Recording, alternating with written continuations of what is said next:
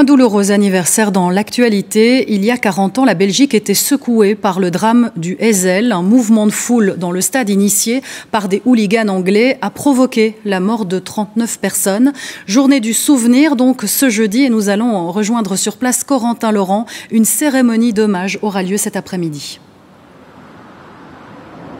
Oui, tout à fait, Ophélie. La cérémonie débutera à 16h cet après-midi dans l'enceinte du stade où s'est déroulé le drame du Heysel le 29 mai 1985. Et pour évoquer cette finale des Ligues des Champions qui a tourné au cauchemar, eh bien, des discours seront prononcés notamment par le bourgmestre de Bruxelles, mais aussi par les ambassadeurs italiens et britanniques. Et puis une bande-annonce d'un documentaire qui retrace les événements de ce qui devait être une fête de football à l'occasion de ce match qui opposait Liverpool à la Juventus sera diffusé. Ensuite viendra le temps de rendre hommage aux très nombreuses victimes piétinées, tuées par cette marée humaine, des personnes qui étaient venues voir un match de football et qui ne sont jamais rentrées chez elles. 40 ans après le drame du Heysel, des gerbes de fleurs seront déposées au pied de la stèle commémorative qui se trouve aux abords du stade, alors que les noms des 39 victimes, dont 32 italiennes, seront prononcés. La cérémonie se terminera alors par une minute de silence.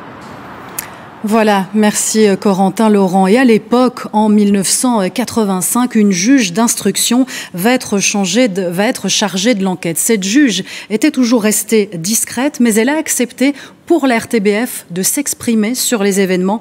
Patrick Michal et Stéphanie Lepage l'ont rencontré. Merci. Là-bas, tout droit. C'est la première fois qu'elle revient sur les lieux. Est-ce que c'est les blocs qui correspondaient?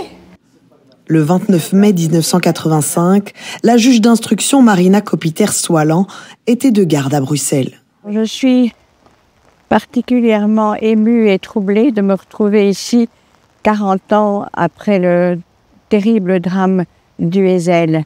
Le stade, évidemment, n'était pas du tout comme il est actuellement. Donc, si mes souvenirs sont exacts, les blocs XY se trouvait de ce côté-là et de l'autre côté, le bloc Z. Il n'y avait pas de fauteuil, c'était tout des gradins en terre. Michel Platini, Michel Platini. Il y a 40 ans, c'était la canicule. Supporters anglais de Liverpool et italiens de la Juventus s'étaient donné rendez-vous à Bruxelles pour vivre une finale de Coupe d'Europe. Vrais et faux billets se revendent au marché noir. Le stade vétuste est bondé. La tribune Z, censée accueillir des supporters neutres à côté des Anglais, est en réalité remplie en majorité d'Italiens. Avant le match, les hooligans anglais chargent. Les policiers peu nombreux sont dépassés, c'est la panique.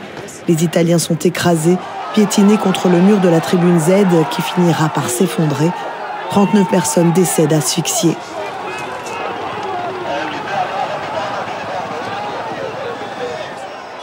Cette nuit-là, la juge d'instruction arrive sur les lieux tard dans la nuit, dans un stade qui s'est vidé. Je suis arrivée à 1h du matin et je dois dire que ce que j'ai vu, c'était complètement bouleversant.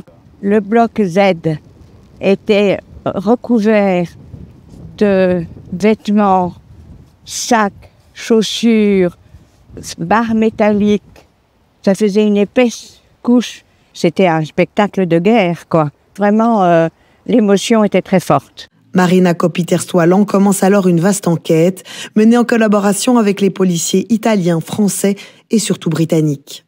26 suspects anglais sont identifiés, extradés vers la Belgique.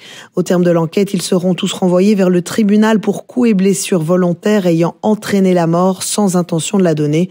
3 responsables belges sont également inculpés d'homicide involontaire. Une fois que mon enquête était terminée, là, j'étais effectivement soulagée, oui, incontestablement. Et je suppose que mon enquête était suffisamment complète, qu'elle a été, j'insiste, qu'elle à charge et à décharge. Et je n'ai jamais eu de demande de devoir complémentaire. Est-ce que c'est une affaire dont vous vous souvenez régulièrement? Oui, incontestablement, oui. Parce que bon, c'était tellement dramatique qu'on ne peut pas l'oublier. En avril 89, 14 Britanniques seront finalement condamnés à des peines de prison, 2 responsables belges à des peines avec sursis, des sanctions qui seront majoritairement confirmées en appel.